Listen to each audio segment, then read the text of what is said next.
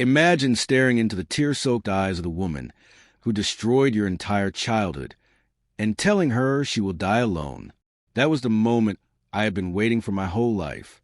The final strike in a war that started when I was just a kid. This isn't just a revenge story. It's a story about survival, betrayal, and justice served cold.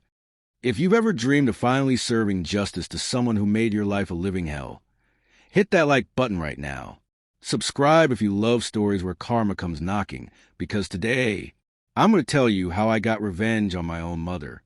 From the very beginning, my life was broken by the one person who was supposed to protect me. My mother. When I was 2, my little brother Mark was born. At first, I hated him, like most toddlers do when attention shifts.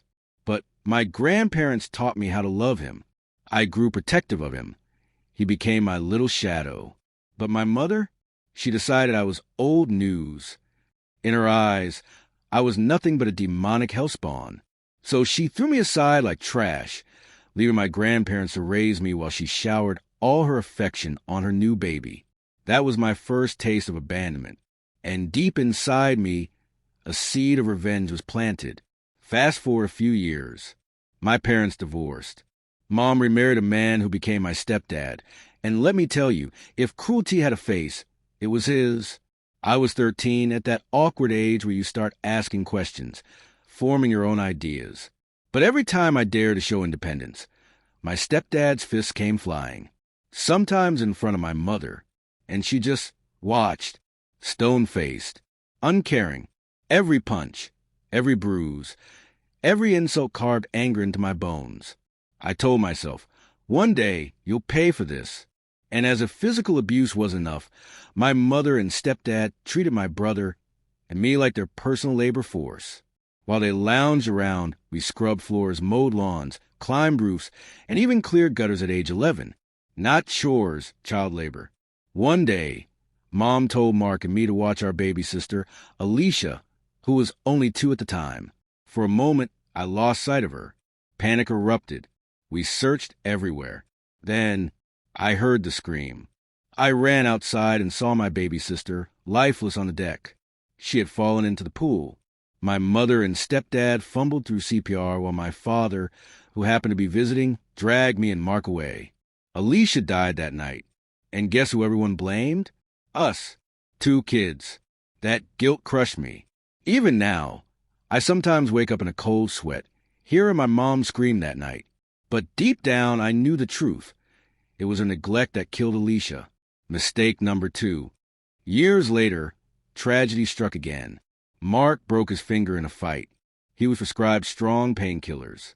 My mother's one job was to regulate his meds, but she didn't. She was too busy being careless, too busy being herself. One day, my grandfather picked me up from school. His face was pale, lips trembling. When we pulled up to the house, I saw paramedics rolling out a stretcher, a body bag. Mark was gone, 15 years old, dead of an overdose. I fell to my knees, screaming. My chest felt like it had caved in. My best friend, my brother, ripped away from me because my mother couldn't be bothered to care. That was the moment my rage solidified into pure, icy hatred. From that point on, my family split in 2. My father stood firmly with me, while my mother clung to my grandparents, manipulating them with guilt and tears. CPS took away my younger half-brother, Sam. I never saw him again. 2 of my siblings dead, 1 lost to the system, and me, alone, trapped in the wreckage of my mother's chaos. But I made a silent vow. If it's the last thing I do, I will make her pay. When my mother slipped at work and destroyed her back, I smiled. When she came home with painkillers, I stole them, hid them, or flushed them. I wanted her to suffer, to writhe in the same helplessness she forced on me as a child. And when she got caught driving under the influence of those same meds, 6 months in jail. I laughed. That was only the beginning. Later, when she got out, she had no room to stay. I'd already claimed her old bedroom for myself and turned my former room into a gaming den. She was forced to sleep on the couch, every night wincing in pain as the springs dug into her ruined back. And I savored every groan, every wince, every tear. At one point, she roped my grandparents into buying drugs for her. I begged them to stop. They wouldn't listen. So I filed an anonymous tip with the police. Nothing came of it. But that failure only fueled me more. Because I knew, sooner or later, her own greed and arrogance would destroy her. Years passed. I grew older, stronger, more stable. I built a life. I saved money. My grandfather, my true father figure, eventually passed away. My grandmother's health declined. And that's when my mother made her biggest mistake. One day, she cornered me and asked if I would take care of her once Grandma was gone. She called it my duty as her son. I stood up, locked eyes with her, and unleashed every ounce of hatred I had stored for 3 decades. You get nothing from me. Grandma's going into a retirement home, and I'm moving states. You destroyed my life. You killed my siblings. You broke the law. You made everyone's life a living hell. You will die on the streets, alone. And when that day comes, I'll laugh.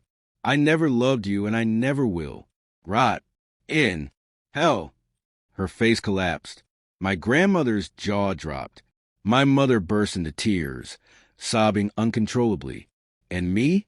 I felt free for the first time in my life. In that moment, I saw it.